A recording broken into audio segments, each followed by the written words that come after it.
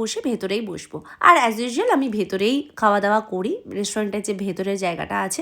আর সেটার জন্য রীতিমতো আমাদেরকে টোকেন দেওয়া হয়। আমার নাম্বার ছিল খুব সম্ভবত 600 মতন।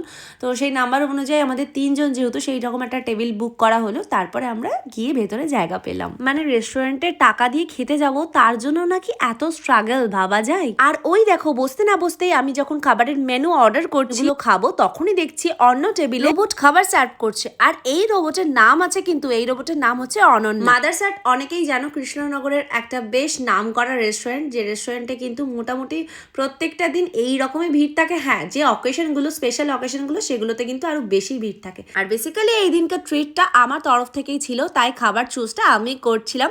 ফার্স্টে অর্ডার করেছিলাম স্টার্টারের জন্য চিকেন লাজানিয়া আর crispy chilli baby corn. Crispy chilli বেবিকর্নটা আমি অনেকবারই ট্রাই করেছি, বাট চিকেন লাজানিয়াটা মাদার্স আর্টে আমি ফার্স্ট টাইম ট্রাই করব। সত্যি বলতে খুব